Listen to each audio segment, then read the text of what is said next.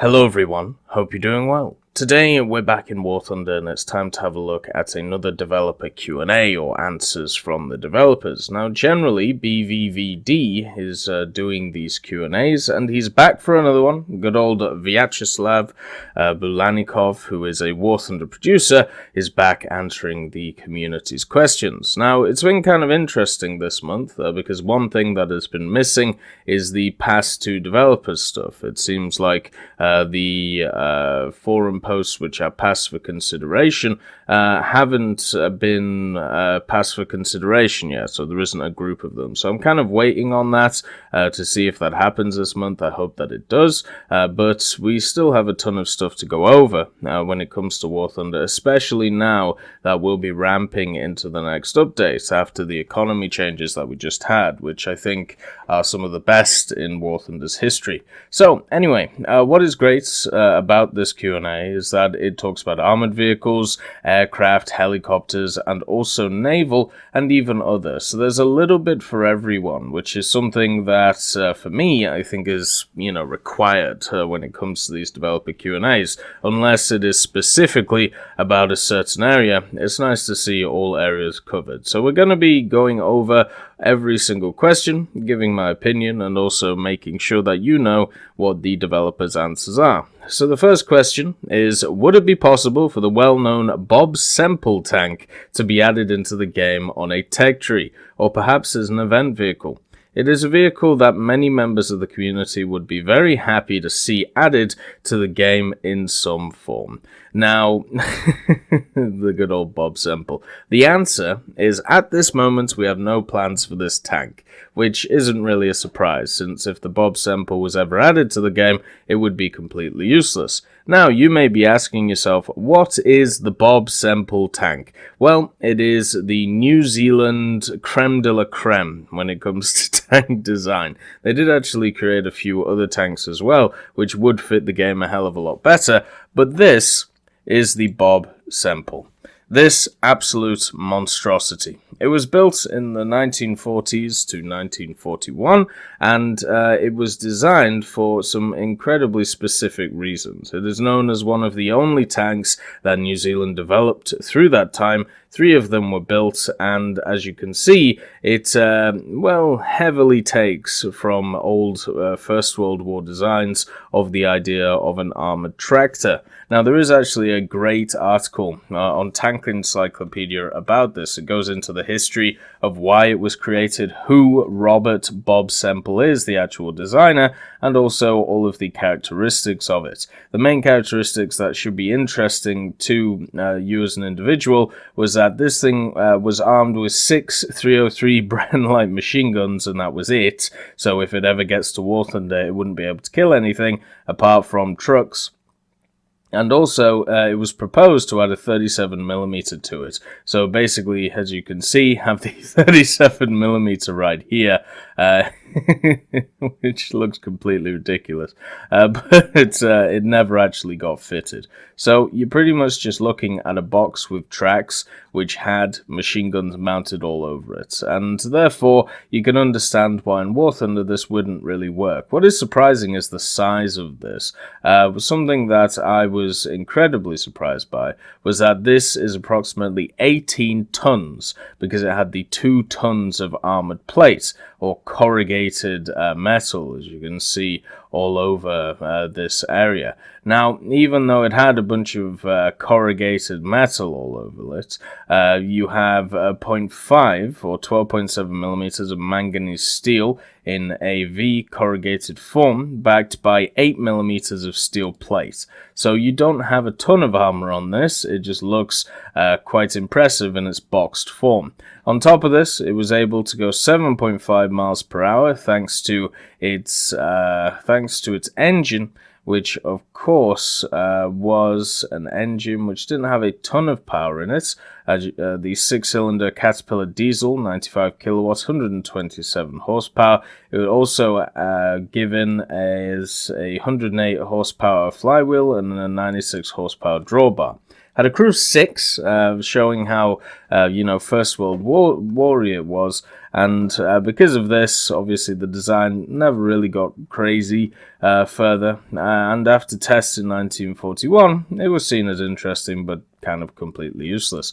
So just think about this. In 1941, we had a look at a tank yesterday, which was never built, the Panzer VII Low. And a lot of people don't like how I'm saying it because, it's wrong. Well, I'm going to say it low because I'm going to.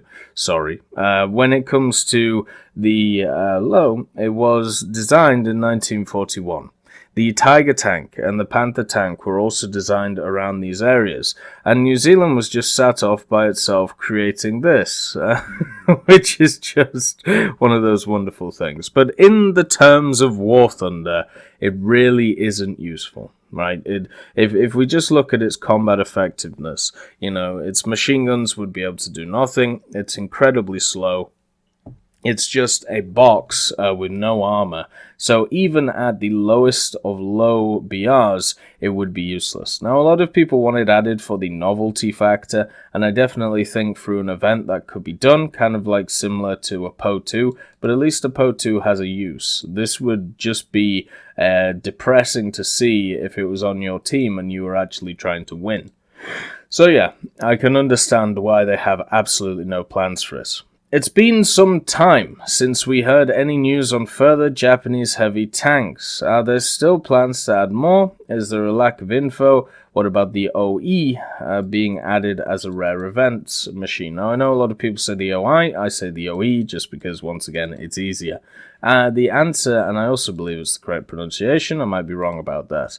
The answer is yes, we still do not have enough information on these machines, and as far as is possible to judge, it is impossible to find the missing info.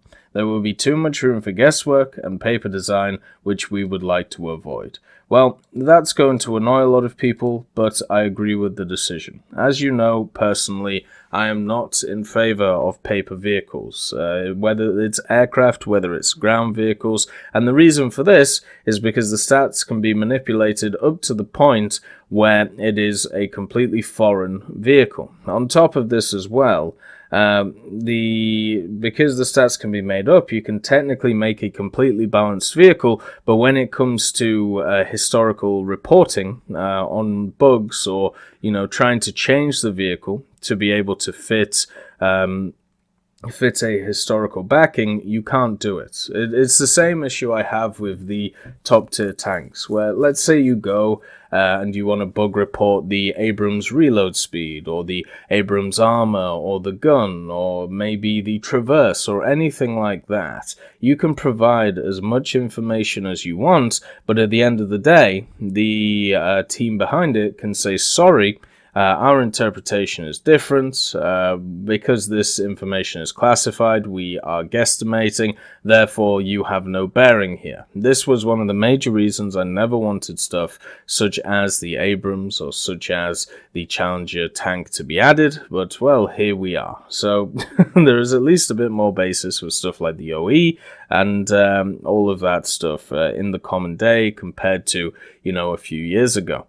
But there is still an issue of actual information on the machine. Now, there's a lad on the Discord, he's called Swiss, or Switzerland. He is a fanatic when it comes to Japanese tank design, and he's one of our historians over there. He's amazing to talk to whenever it comes to any of these Japanese tanks, whether it's pre-World War II or whether it's through World War II. And he's been all over the place trying to find information specifically about these Japanese heavy tanks. He's actually been to the British archives. He's talked to the people who run the American archives, because obviously after World War II, these were the two major nations which did a lot of testing on these supposed heavy tanks if they existed. It turns out that the Americans, at some point in their filing system, have lost the majority of information that they have on the tests of a lot of their Japanese tanks. So if that's ever found, then therefore we can get some more info, but it just seems to be lost in the ether. When it comes to the British have exactly the same issue. It seems like, as they put it, the issue they have is through when they actually moved offices, they lost a lot of information, especially when it came to machines like the Japanese. It was seen as not as important as other machines. So even though they have a ton of books, they have a ton of, let's call them folders or files of images and writings on these vehicles, there is nothing pertaining to stuff like the OE or stuff such as other of the heavy tanks which people want to put in the game, or the super heavies, let's call them. So I've had a look personally through a lot of the British archives when it comes to these historical vehicles, and there just is not anything there which would resemble a machine like the OE, which is why it's very hard to try and push the case for something like the OE, because there just is a lack of information from all sides when it comes to it. Now, I personally would really like more information to be found. I would love the fact if we could finally put the matter to rest, because there's been so many discussions about the OE. There's been so many discussions about what it was supposed to be, was it even actually built, that I would love to take a time machine and make sure to go back there and see if it was fully done up. But the thing is, I can't do that right now, mainly because of a few issues when it comes to parallel universes, but also because, well, I just don't have the time. So the main thing that I hope in the next few years that we see is a bit more info on the OE and, whether it was fully seen in, real life, and whether we have more information on it. Because if that information is found, if we can find some testing records for it, if we can find maybe an image of it, then as I've said many times, I would love to see it in the game. But from now, at this point, we do not have enough information on it, meaning that adding it to the game, it would be like adding another fictional vehicle. And as Gaijin have said, they don't want to do that, at least from now on. In the past, they have added fictional vehicles such as the Tiger II 105, the Panther II, the R2Y2 to fill gaps in tech trees. That was their modus operandi.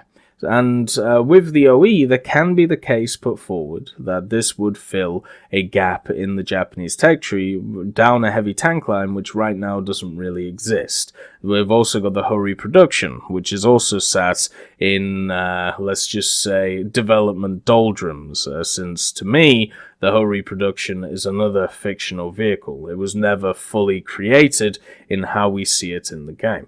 But anyway, with the OE, we just need more info. And once again, there is an article by Tankler Encyclopedia talking about this vehicle. Now understand, there is a disclaimer here talking about how there is a little bit more information on it than just this page, so just take it with a pinch of salt. If you want to know more about this vehicle, or if you want to know more about its name or where it comes from, I would say check out this article, but also on top of it, make sure to talk to people on the Tech Hub Discord who have, had a look. Also, there is a bunch of information in the War Thunder Historian data area about Japanese heavy tanks, which aren't just, the OE.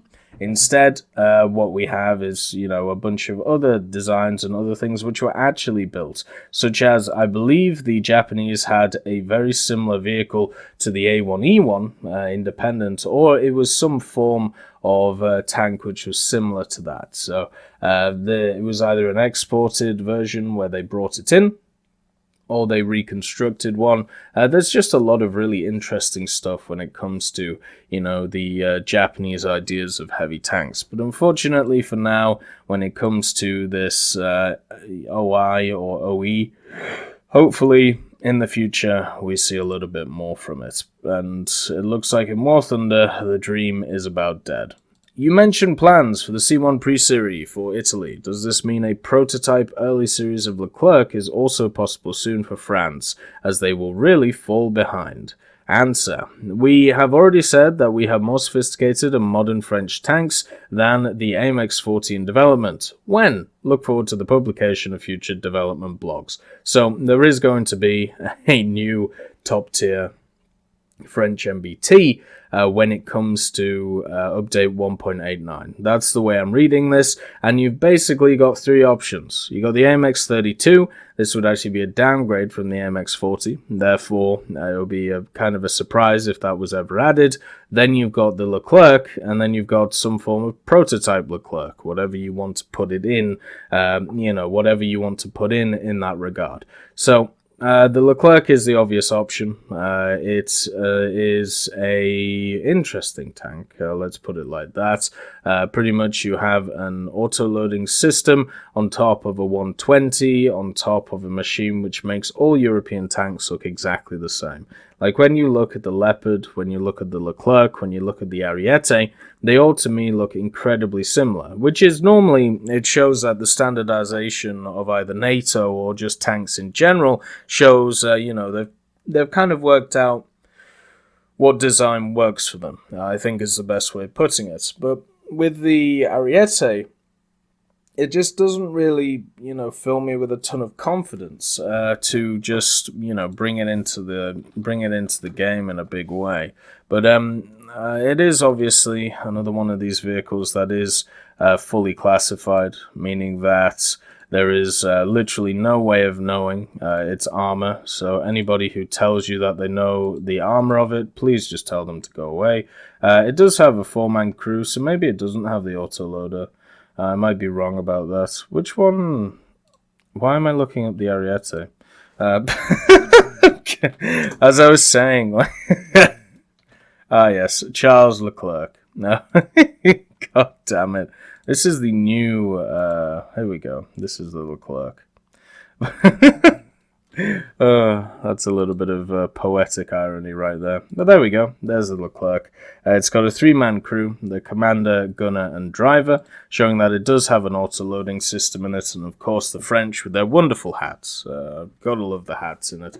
And it is a small target. It does have modular armor. You can actually see in this picture how it's all added on. Over here and over here. You can actually take these blocks off. If you've ever seen a naked Leclerc, it looks really interesting. But the problem that we have is the same problem that we have for all of these vehicles.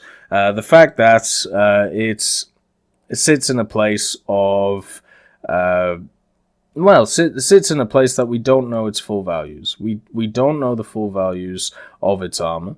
We know that it's classified, and we know that stuff like the Leopard 2A5 is also classified. We also know that the M1A1 is still classified. And I understand a lot of people have been telling me over the last few months, don't worry, we can make estimates. Great. Well, as I've said many times, the problem with estimates is, first of all, you're always going to have somebody who complains, because those estimates are not going to be correct, and there will be people out there who believe to know the correct answer, and you can't bug report it. You cannot fight the system, because once the decision is made, what information are you going to provide which is going to change it? Therefore, when they're added, instead what you get is a system which is designed to keep balance instead of historical accuracy. And that's fine for a lot of people, but I just want everyone to understand that vehicles like this are imagined in War Thunder. They are not based on true specific values, and if you're okay with that, go ahead. If you enjoy that idea, go ahead. But don't come to me and stop complaining to me about wrong armor values. I'm bored of it. I said at update 1.77, when all this stuff started, Leopard 2K, Challenger 1, M1 Abrams. This is going to be a trend going forward, and if you don't fight this idea now, then it's just going to get worse and worse and worse. Well, we're here now. What can I say? Anyway, So talking about, top tier France, it's nice that they're going to get the Leclerc. There's or something similar to it. There is other machines that could be there, such as the 155mm artillery piece. The Donk gun. That could definitely be something which could be added as well. Maybe another top tier AA, since all they have is the AMX-30 DCA, which is great. It's a really good AA, but it doesn't have the same stopping power as some of the other top tier ones, such as the automatic and the Tunguska. The next question, and also it'll be interesting to see if we actually see the Ariete come into the game instead of the pre-series Ariete, which is why I think we'll probably get a prototype Leclerc and not an actual, full-blown Leclerc. Even though, in terms of the game, it literally makes no difference what version they put in, because of the fact that the armor values will be made up. The next question. Some time ago, you said that the Panther II and the Tiger II 105 were going to be removed and replaced. Is this still the case? Answer. The plans are in motion. Just in order to get the equipment out of the game, we need several replacement machines ready. And until they are all ready, we cannot just remove these. Wonderful. So the plans are still the same. Nothing seems to have changed, which is wunderbar. Very looking forward to them being removed from the game. As I've said many times, if you haven't researched them and you want them, make sure to get them researched now, just in case. One of the problems that Gaijin has had in the past, and it even happened recently with the FCM, the French and the Hargo, the Japanese tank. And they did add them back in the game in a really cool way, where, you have to get to rank 2 to unlock them. But they took them out without a moment's notice. And something that may happen with the Panther II and the Tiger II 105, they do the same thing. They just, yeet them out of the game. So you make sure that you yourself have researched them if you want to keep them. They have never taken out of the game a researched vehicle. So they have taken out of the game vehicles that you haven't researched. But if you research a vehicle and you buy it, you keep it. It's as simple as that. So make sure to do it with those two if you want to keep them before they are removed. Now let's talk about replacements. I've talked about replacements many times. I would actually take it in a different direction. Since the Panther II and the Tiger II 105 have been dropped to 6.7, what you could do is, for the Panther II, it's an easy fix, right? You just stick in prototype Leopards. Whether it's the 90mm versions, whether it's the 105mm versions, you can stick in one or two, hello Bernard, or you can throw in, maybe just one of them to cover it. And since the Leopard 1 is at 7.7, you could find a prototype Leopard that fits that area of 7.0, whether it's the 90mm version, which I think, or a 90mm version, because you got to remember they made a ton of different Leopard 1 prototypes. It was a big decision that the Bundeswehr was making at the time, so therefore they had many different ideas thrown in, and therefore you could easily just pick one. Now, since we have the RU-251 at 6.7, one of the most overpowered premiums in the game, in my opinion, it needs a counter in the tree, and the counter would be a 90mm Leopard prototype version. Then, the Tiger II 105. Since we already have the Tiger II-H and the Tiger II-P at 6.3 and 6.7, the idea for another heavy tank at 6.7 in the form of the Tiger II 105 doesn't really sit with me well. It seems kind of redundant, especially with its BR decrease. So therefore, why not instead go a different way? The Sparpanzer, or the SP1C. Now, if you don't know what the SP1C is, it's a little machine called the Sparpanzer. It's this little doohickey right here. It's got a 90mm on it. It was basically a prototype reconnaissance vehicle. And if you wanted a standard tech tree equivalent of what the RU can do, obviously being the fact that it's a light tank which can scout, why not put the Sparpanzer in the game?